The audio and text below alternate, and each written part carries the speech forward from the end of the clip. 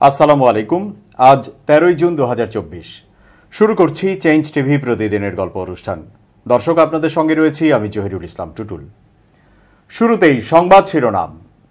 টেকনাফ সীমান্তে মিয়ানমারের যুদ্ধ বিমান, শাহপরীর দ্বীপ ও সেন্ট মার্টিনে যা ঘটতে যাচ্ছে, বাংলাদেশে খ্রিস্টান রাষ্ট্র বানানো নিয়ে যা বললেন ডোনাল্ড লু, কান্নার জন্য ইসরায়েলকে প্রস্তুতি নিতে বলল হিজবুল্লাহ। এবার বিস্তারিত। সীমান্তের ওপারে মিয়ানমার থেকে আবারও মর্টার শেল ও গোলাগুলির শব্দ ভেসে আসছে। বিস্ফোরণের শব্দে সীমান্তের ওপারে টেকনাফের বিভিন্ন এলাকায় কম্পন সৃষ্টি হচ্ছে। এই পরিস্থিতিতে সতর্ক অবস্থানে রয়েছে বিজিবি ও কোস্ট গার্ড। দুই পক্ষের মর্টার শেল ও গোলার বিকট শব্দে কেঁপে উঠছে টেকনাফের শাহপরীর দ্বীপ ও প্রবাল দ্বীপ সেন্ট মার্টিন।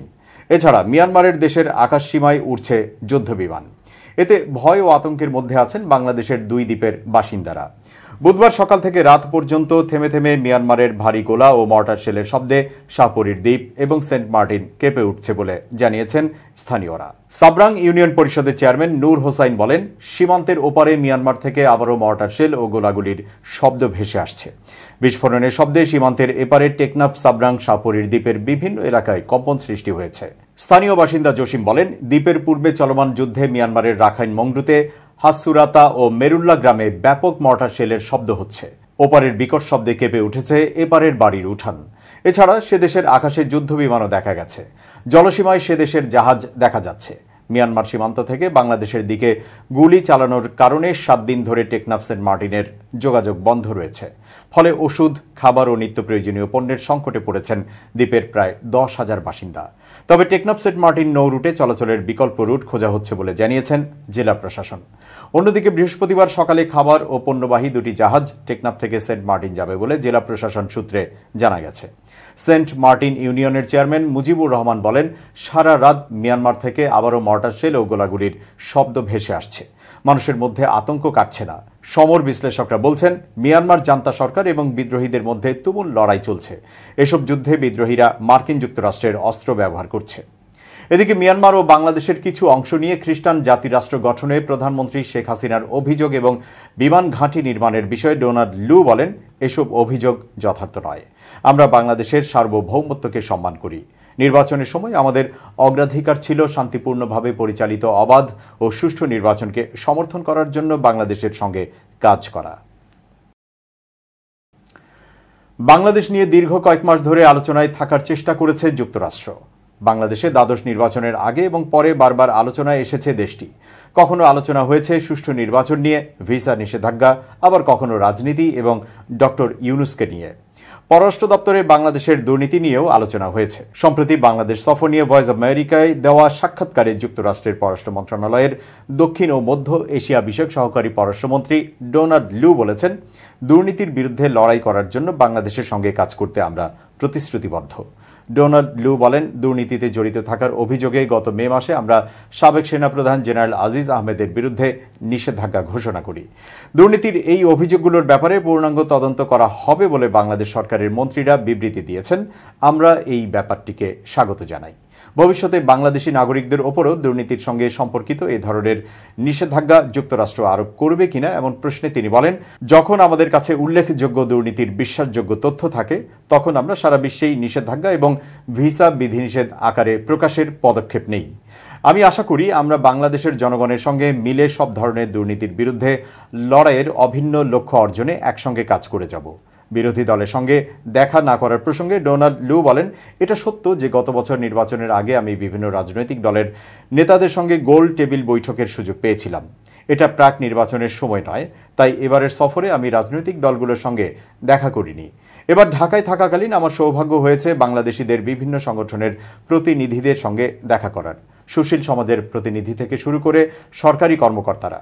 7 জানুয়ারির নির্বাচন নিয়ে ডোনাল্ড লু বলেন, যুক্তরাষ্ট্র দৃঢ়ভাবে অবাধ ও নিরপেক্ষ নির্বাচনকে সমর্থন করে এবং মানবাধিকারের প্রতি সম্মান নিশ্চিত করার ব্যাপারে দৃঢ়ভাবে প্রতিশ্রুতিবদ্ধ।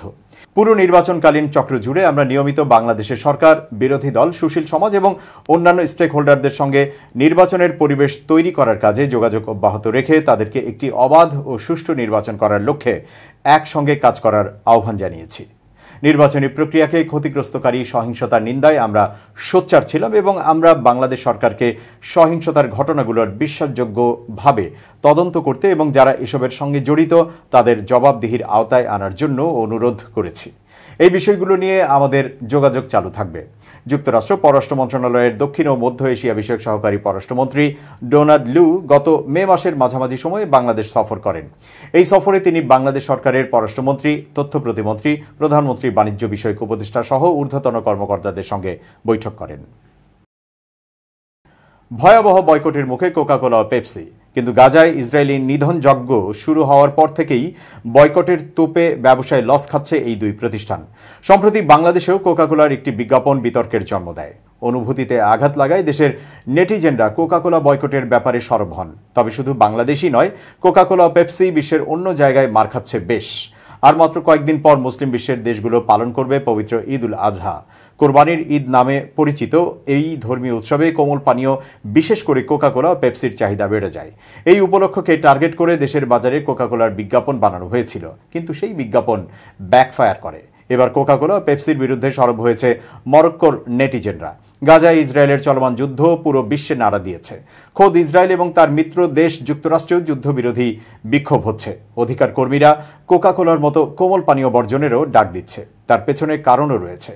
ফিলিস্তিনের একটি এলাকা দখল করে সেখানে শিল্পাঞ্চল বানায় ইসরায়েল। সেখানে কোকা-কোলার ফ্যাক্টরি রয়েছে, তাই দখলকৃত জায়গায় ব্যবসা করে লাভবান হচ্ছে কোকা-কোলা, যার লাভ পাচ্ছে ইসরায়েলও। মরক্কোর সোশ্যাল মিডিয়া ব্যবহারকারীদের মধ্যে কোকা-কোলা বয়কটের হ্যাশট্যাগ ছড়িয়ে পড়েছে। তারা বলছে কোকা-কোলা পান করা তাদের ফিলিস্তিনি ভাই বোনদের রক্তপানের সমান। অনেকের যুক্তি হচ্ছে মরক্কোর নিজস্ব তৈরি পুদিনার চা কোকা-কোলার চেয়ে শত গুণে ভালো। এটা একই সঙ্গে স্বাস্থ্যকর এবং দেশের অর্থনীতির জন্য ভালো। অনেকে আবার প্রাকৃতিক জুস বা মরক্কোর তৈরি অন্য পানীয় পানেরও পরামর্শ দিচ্ছে। কোকা-কোলা ও পেপসি বয়কটের ডাক দিলেও মরক্কোর স্থানীয়দের মধ্যেই উদ্বেগ তৈরি হয়েছে, কেননা এতে করে মরক্কো এসব পণ্যের স্থানীয় কর্মীরা ক্ষতিগ্রস্ত হতে পারে। মরক্কোর চাকরির বাজারের একটা বড় সংখ্যক মানুষ সফট ড্রিঙ্ক সেক্টরে কাজ করেন। যদি এসব পানীয়ের ব্যবসা কমে যায় তাহলে চাকরি হারাতে পারেন তারা। তবে অনেকের বিশ্বাস ইসরায়েলকে অর্থনৈতিকভাবে চাপ দিতে পারলেই তারা আকাশ থেকে মাটিতে নামবে। 2022 সালে মার্কিন খাদ্য উৎপাদনকারী প্রতিষ্ঠান জেনারেল মিলস অধিকার কর্মীদের অব্যাহত আন্দোলনের মুখে দখলকৃত আটারট ছেড়ে দেয়। এখন দ্য ফ্রেন্ডস অব আল আকসা চাইছে একই ধরনের পদক্ষেপ নিক কোকা-কোলা। তাদের যুক্তি হচ্ছে কোকা-কোলা পানের মাধ্যমে ফিলিস্তিনিদের জমি অবৈধভাবে দখলের ব্যাপারে আমরা ভোক্তা হিসেবে চোখ বন্ধ করে রাখছি। বিশ্বের অনেক দেশই ব্যবসায় মার খাচ্ছে কোকা-কোলা ও পেপসি। তুরস্কেও কোকা-কোলার ব্যবসা ভয়াবহভাবে কমেছে। এবার খুব জরুরি 1 মিনিট জানাচ্ছেন ইউনেস্কো ক্লাব পুরস্কার বিজয়ী সাংবাদিক আমিরুল মোমিনিন মানিক। খুব জরুরি 1 মিনিটে প্রত্যেককে আমন্ত্রণ। প্রিয় বন্ধুরা, ধরুন একটি কাজকে সফল করতে আপনি নিরন্তর প্রচেষ্টা করলেন, কিন্তু সফল হলেন না। তার মানে আপনি মন খারাপ করে বসে থাকবেন, আপনি ব্যর্থ হয়ে গেছেন বলে আর কোনো উদ্যোগ নেবেন না? না, তা হতে পারে না। আপনি যদি সফল না হন তাহলে এটা ভাবুন যে আমি চেষ্টা করেছি, হয়নি। হবার দায়িত্ব কিন্তু আপনার নয়। আল্লাহ যদি চান তাহলে আপনি ওই কাজে সফল হতে পারেন যদি আপনি নিরন্তর চেষ্টা করেন। কিন্তু নিরন্তর চেষ্টার পরেও আল্লাহ আপনাকে সফল নাও করতে পারেন। তিনি এজন্যই হয়তো করবেন না যে ওই কাজটিতে আপনার জন্য মঙ্গল নেই। সুতরাং ধৈর্য ধরুন, অপেক্ষা করুন, নতুন উদ্যমে আপনার কাঙ্ক্ষিত লক্ষ্যপানে ছুটে যাবার জন্যে ঝাঁপিয়ে পড়ুন। ভালো থাকবেন, শুভেচ্ছা নিরন্তর। এবার ফিলিস্তিনের গাজার খবর। মার্কিন যুক্তরাষ্ট্রের প্রেসিডেন্ট জো বাইডেনের দেওয়া যুদ্ধবিরতি প্রস্তাবে কিছু সংশোধনের দাবি জানিয়েছে ফিলিস্তিনের স্বাধীনতাকামী গোষ্ঠী হামাস।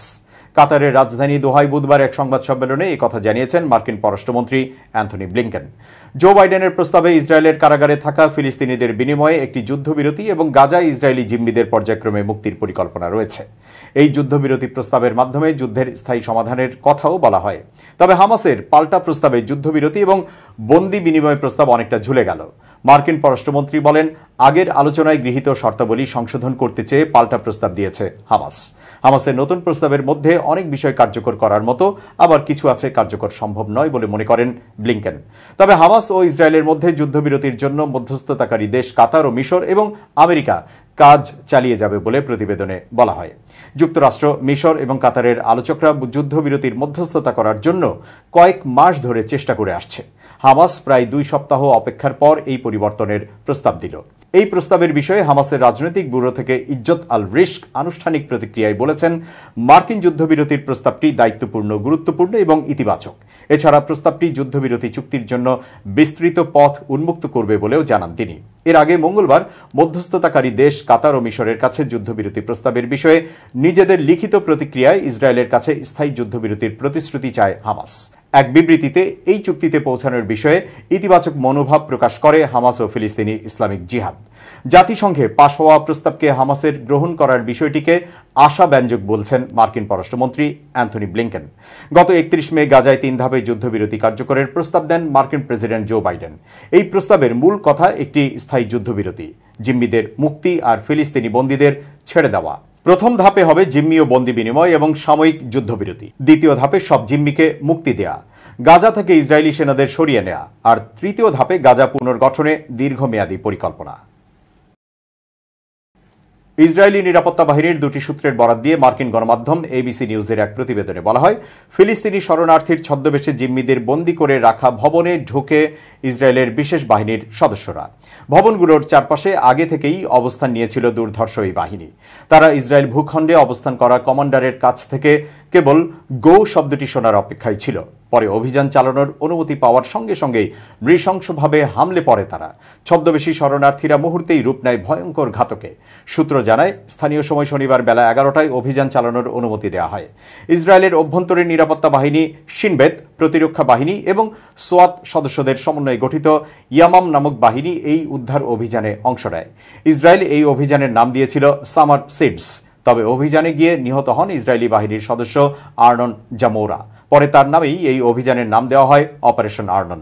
ইসরায়েলি বাহিনীর ওই অভিযানে উদ্ধার হওয়া 4 জিম্মি হলেন আলমগ মেইরজান, নোয়া আরগামানি, অ্যান্ড্রে কোজলভ ও শিলোমি জিভ। গত বছরের 7 অক্টোবর নোভা মিউজিক ফেস্টিভ্যাল থেকে তাদের অপহরণ করা হয়েছিল। ইসরায়েলি প্রতিরক্ষা বাহিনী জানায়, জিম্মিদের উদ্ধার করা হয় নুসাইরাত ও মধ্য গাজার দুটি ভিন্ন স্থান থেকে। 3 জন পুরুষ জিম্মিকে একই স্থান থেকে আর আরগামানিকে অন্য একটি স্থান থেকে মুক্ত করা হয়। উদ্ধারের পর ইসরায়েলি কর্মকর্তারা দাবি করেন, শারীরিক নির্যাতনের শিকার হয়েছিলেন জিম্মিরা, পাশাপাশি মানসিক নির্যাতনেরও শিকার হন তারা। ফিলিস্তিনের ভেতর ইসরায়েলি বাহিনী এমন নিবিড়ভাবে তাদের কার্যক্রম চালায় যে তাদের আলাদা করে চিনতে পারা খুব মুশকিল, কেননা তারা ফিলিস্তিনিদের মতোই অবিকল আরবি ভাষায় কথা বলে এবং তাদের চালচলনও অনুসরণ করে। মার্কিন কর্মকর্তাদের ভাষ্য অনুযায়ী সুনির্দিষ্ট গোয়েন্দা তথ্যের ভিত্তিতেই এই অভিযান চালানো হয়েছে। ইসরায়েলে হামাসের নজিরবিহীন হামলার পর গত বছর 7 অক্টোবর থেকে গাজায় হামলা শুরু করে নেতানিয়াহুর বাহিনী। গাজার স্বাস্থ্য কর্তৃপক্ষের মতে ইসরায়েলের হামলায় 37,000-এরও বেশি ফিলিস্তিনি নিহত হয়েছেন, যাদের বেশিরভাগই নারী ও শিশু। এছাড়া 83,000-এরও বেশি আহত হয়েছেন। এদের অনেকের অবস্থা আশঙ্কাজনক। এদিকে গাজায় তীব্র হয়েছে খাদ্য, বিশুদ্ধ পানি ও ওষুধের সংকট। ধ্বংসস্তূপের নিচে চাপা পড়ে আছে বহু লাশ। ইসরায়েলকে কঠোর হুঁশিয়ারি দিয়েছে লেবাননের ইসলামী প্রতিরোধ আন্দোলন হিজবুল্লাহ। সশস্ত্র গোষ্ঠীটির এক নেতা এই হুমকি দেন, বলেন ইসরায়েল যেন কান্নার প্রস্তুতি নেয়। ইসরায়েলি সেনাবাহিনীকে শিগগির ভয়ঙ্করভাবে জবাব দেওয়া হবে। আরব নিউজের প্রতিবেদনে বলা হয়, মঙ্গলবার ইসরায়েলি হামলায় হিজবুল্লাহর শীর্ষ পর্যায়ের এক নেতা নিহত হন।